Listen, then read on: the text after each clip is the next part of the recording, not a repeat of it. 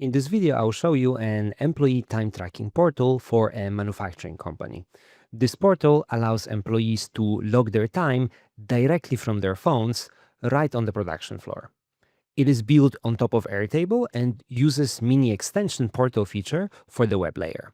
MiniExtensions have been around for quite a long time, but even with all the competition out there, it can be a solid and production-ready solution, especially for large teams where it can be much more cost-effective compared to the cost of individual Airtable licenses.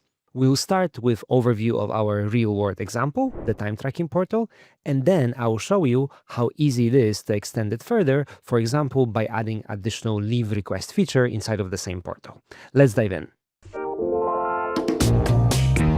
Hi, I'm Greg from Business Automated. On this channel, you will learn how to build systems to organize your business, automate your workflows, and use the latest tools to grow faster. If you're new here, consider subscribing for more practical tutorials around Airtable, automation, and no-code tools. A lot of companies use Airtable as a backend, but they come across a problem how to give access to Airtable data to larger teams. Especially in manufacturing, those people taking care of the projects would not be sitting on the desks, they would be on the production floor, and this is where they would need to input certain information. If you have a large team, adding, for example, 80 people directly to Airtable can bump up the costs really quickly. This video is supported by MiniExtensions. Their team reached out to us about making a tutorial, and so happened to be that we actually have been working on a real use case where we suggested MiniExtensions. So what you see here is a real use case, and if you don't know MiniExtensions, they actually have been on the market for quite a while. They're one of the first form builders for Airtable. They offer crazy amount of different small tools. Most people will know their forms, but they also offer different types of shareable interfaces, gallery interfaces, map interfaces. There's also a bunch of different automations. There are things that allow you to take signature, export CSV file. There's many types of extensions that you can find on their page. Background removal from the images, batch exports, and so on. But what we will use in this specific use case is MiniExtension portals. So this tool that allows you to convert your Airtable data into a shareable portal that you can share with external collaborators. Let me start by sharing with you the actual portal. So this is the URL that we would share with our employees. They would be able to insert their email and then type in the PIN to logging into their individual account. Here, the objective for this portal is to track time for their daily project. So you can see that we have the daily reports submitted by a specific date. We also have some information about the department that this employee is located in. We also have a list of projects that they are working in. They can add additional projects. We can also embed other pages. So for example, we could embed some internal company pages here, which can be any outside pages. So on the top, you will see we have a couple of summaries. And what is most interesting here, we are able to add new records here. So for example, here we will create a new entry for today. So we will add the tasks that we have completed today.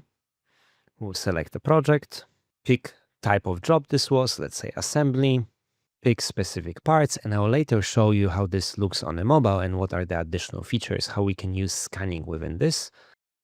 Enter number of hours. We can add some notes. We can add some photo evidence. So this is first time entry. Now we can add another time entry. Let's say quality inspection. As you will see, the moment when we click update summary, it enables Airtable formula and it actually calculates the time over here. So we can add more projects. We can click update.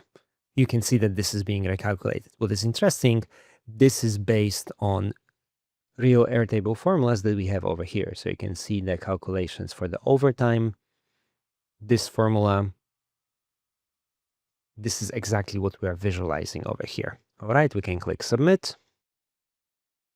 And we have created new entry over here. And you can also see that this new entry has showed up over here.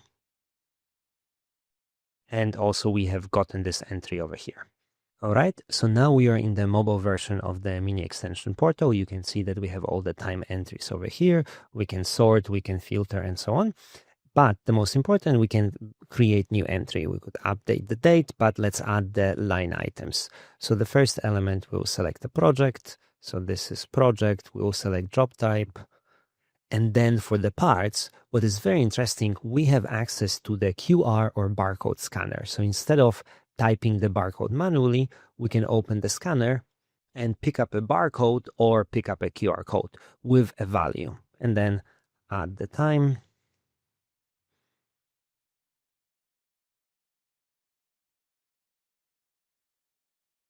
We update the summary to see the total of the time. Looks good. So we will submit this value. And we have successfully added the record over here. And that's it. We can log in, or if this is on our phone, we can basically close our application. All right, so now let's look at how can we add additional menu item inside of our portal here on the side, which would be leave requests. So first, let's go to our Airtable, and here we have additional table, and this table contains basic structure for leave requests. So we have the employee type, start date, number of days, and the status to approve it. The date requested, we're using a useful feature defaulting to the current date. Now we will exit the preview and we will edit our mini extensions. Here on this page, you will see that we have ability to change what tables are being linked to our portal. So for example, here we will select a new table called leave request. If you don't see your table here, click refresh tables. All right, so right now we have leave requests. And you can see that it showed up over here and we have a default table, but we would like to modify this. For the first element, request name, which is our formal over here, we don't want this, so we can delete that. Employee, we don't want this. We want this to default to the current employee, so we can just remove this. We just want to have the leave type. We'll change this to be required. Then the start date, we'll also make this required, and we can use this to navigate to the next step. We'll also make this required. And then reason, this can be optional. And the number of days, this will be also required. Status, we'll change this to read only, so the employee cannot change this. And the date requested, actually, we can also hide this over here. We can add some additional configuration to the header.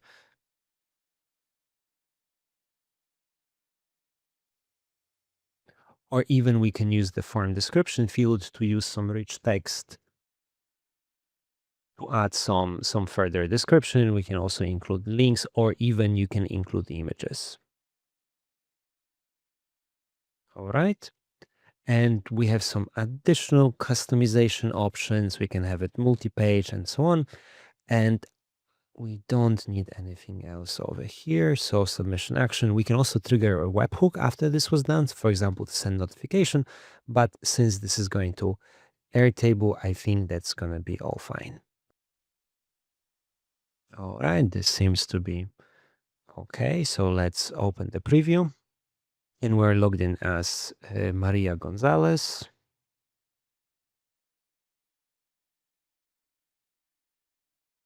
Oh, that's a little bit too big of a picture. We'll put sick leave. We will make it next week.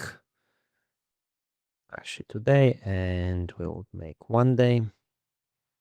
And let's submit this.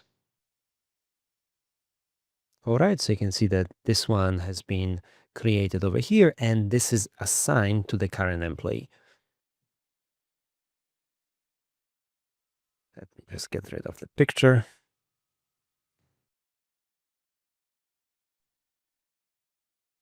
Okay, so we have some description over here. We have the leaf type. We have the description over here, and so on. We can also modify this if we don't want this version to be editable. You also can notice that actually this is editable inline, so we could also disable that.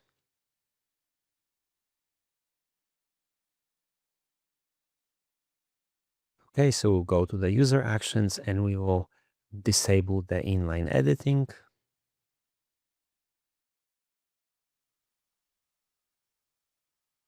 So now this cannot be edited.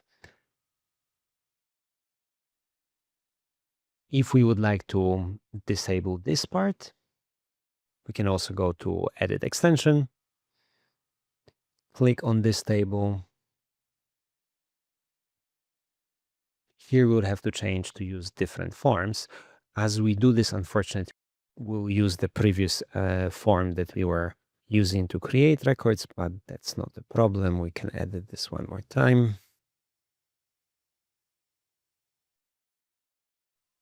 And for the expand record, we will change everything to be just read only.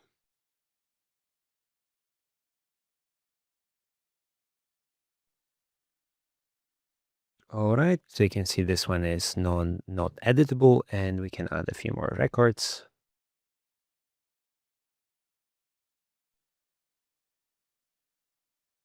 All right, and as a final element, we can also add some summaries here on the records. I will click Edit Extension, click on the table, and then here we have a summary, so we can pick a summary record that we would like to add.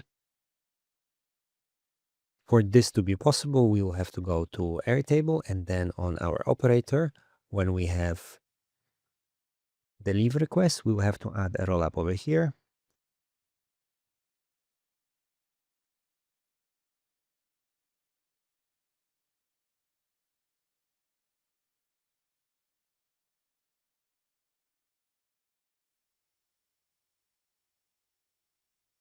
And we'll count only the ones that are approved. And let's change some of them into approved.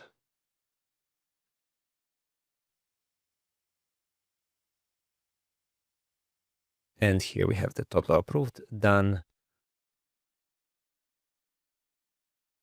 And here you can see the summary, total approved, or total pending, and so on.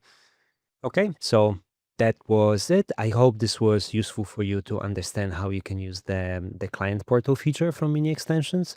There are plenty other tools that you can use from MiniExtensions, and literally I could record days of videos for that.